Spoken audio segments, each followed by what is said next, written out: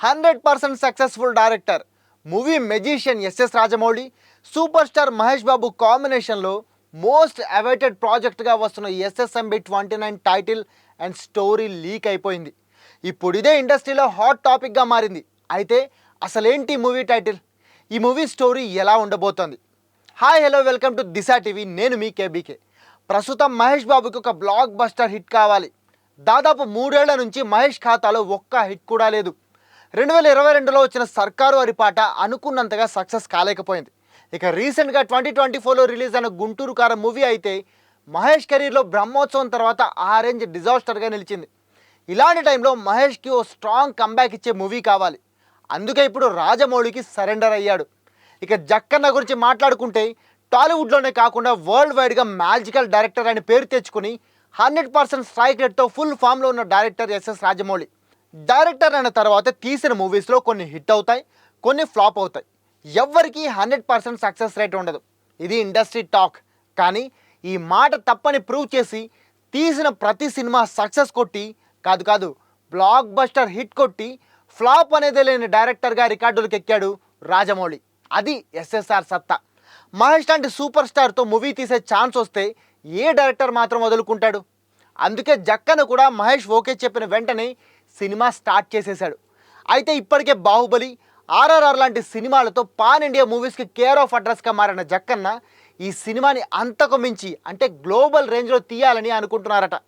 అందుకే ఏకంగా 1000 కోట్ల బడ్జెట్తో భారీ ప్రాజెక్టుగా ఈ సినిమాని తెరకెక్కిస్తున్నాడు జక్కన్న. ఇక మూవీ కాస్టింగ్ కూడా గ్లోబల్ స్టార్స్నే తీసుకుంటున్నాడు.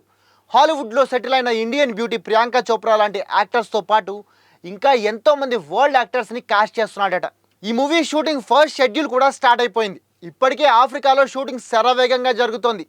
అయితే కామన్గా సినిమాకి మార్కెటింగ్ చేయడంలో జక్కనని మించిన వాళ్ళు లేరు. బట్ ఈసారి షూటింగ్ మాత్రం చాలా సైలెంట్గా చేస్తున్నాడు.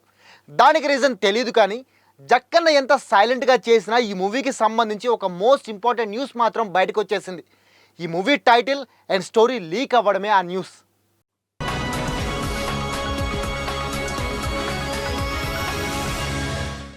ఈ మూవీ టైటిల్ గురించి మాట్లాడుకుంటే ఇప్పటికే 2 టైటిల్స్ మనందరికీ తెలుసు. ఒకటి గరుడ అయితే రెండోది మహారాజ్. అయితే ఇప్పుడు 3వ టైటిల్ వినిపిస్తోంది. ఇందులో గరుడ అనే టైటిల్ ఫస్ట్ అనుకున్నా, ఆ తర్వాత జక్కన స్వయంగా మహారాజ్ అని పేరు పెట్టాలనుకున్నారట. మహేష్ పేరులో ఫస్ట్ 3 అక్షరాలు MAH, రాజమౌళి పేరులో ఫస్ట్ 3 అక్షరాలు RAJ కలిపి మహారాజ్ అని పెట్టాలని రాజమౌళి అనుకున్నారట. ఇదే టైటిల్ అంతా ఫిక్స్ కూడా అయ్యారట. కానీ ఈ టైటిల్ గ్లోబల్ రేంజ్కి సూట్ కాదేమో అనుకున్న జక్కన్న ఇప్పుడు మళ్ళీ టైటిల్ మార్చి జనరేషన్ అనే టైటిల్ ఫైనల్ చేశారట. ఇప్పుడు ఈ టైటిల్ పైనే ఇంటర్నల్ చర్చ నడుస్తోంది.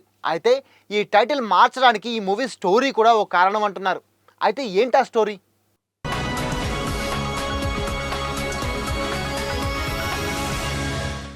ఈ మూవీ స్టోరీ కోసం సౌత్ ఆఫ్రికాకి చెందిన బ్రిటిష్ రైటర్ విల్బర్ స్మిత్ స్టోరీస్ని ఇన్స్పిరేషన్గా తీసుకున్నాడట Jakkanna. Wilbur Smith mystery, historical fiction, adventurous, nature or wild కేటగిరీస్లో స్టోరీ రాస్తుంటాడు. అంటే ఒక్క మాటలో చెప్పాలంటే ఇండియానా జోన్స్ టైప్ స్టోరీస్ రాస్తుంటాడనమాట. అంటే ఇప్పుడు మహేష్ జక్కన్న మూవీ కూడా ఒకవేళ అలాంటి అడ్వెంచరస్ అండ్ ట్రెజర్ హంటింగ్ మూవీనే అయితే మహేష్తో జక్కన్న చేయించే ఫీటు మామూలుగా ఉండవు మరి. ఎందుకంటే ఆర్ఆర్ఆర్లో అడవిలో పులితో ఫైట్ సీన్లో జూనియర్ ఎన్టీఆర్కి జక్కన్న చూపించిన చుక్కలు అన్నీ ఇన్ని కావు. ఇక ఈ సినిమా మొత్తం అడవిలోనే అంటే మహేష్ పరిస్థితి ఏంటో మరి పాపం. ఇక అన్నింటికంటే ఇంపార్టెంట్ ఈ సినిమా రిలీజ్ డేట్. మామూలుగానే జక్కన్న సినిమా అంటే 3-4 ఏళ్ళు ఈజీగా పడుతుంది. కానీ ఈ మూవీని అలా కాకుండా ఫాస్ట్గా కంప్లీట్ చేయాలని అనుకుంటున్నాడట జక్కన్న. 1 ఇయర్లో టాకీ పార్ట్ కంప్లీట్ చేసి next year VFX, graphic work, pre production work అన్నీ కంప్లీట్ చేసి 3rd ఇయర్ స్టార్టింగ్లో రిలీజ్ చేయాలని ప్లాన్ చేస్తున్నాడట. అంటే అటు ఇటుగా 2027 లాస్ట్లో కానీ 2028 స్టార్టింగ్లో కానీ ఈ మూవీ రిలీజ్ కావచ్చు. అంటే ఈ మూవీ 2 ఇయర్స్ పడుతుందన్నమాట. 2 ఇయర్స్ అన్నా ఎక్కువే అయినా జక్కన్న లెక్కలు ఇది చాలా ఫాస్ట్ అని మీకు వేరే చెప్పాలా? ఏది ఏమైనా ఈ మూవీ కోసం అటు మహేష్ ఫ్యాన్స్తో పాటు వరల్డ్ వైడ్గా ఫ్యాన్స్ ఎదురు చూస్తున్నారు. ఇంకా మాట్లాడితే టోటల్ ఇండియన్ మూవీ ఇండస్ట్రీ కాదు వరల్డ్ మూవీ ఇండస్ట్రీనే ఈగర్గా వెయిట్ చేస్తోంది. మరి ఆ లిస్ట్లో మీరు కూడా ఉన్నారా? ఈ సినిమా ఎలా ఉంటుందని మీరు అనుకుంటున్నారు? ఎలా ఉంటే బాగుంటుందని మీ ఒపీనియన్ కామెంట్ చేసి చెప్పండి.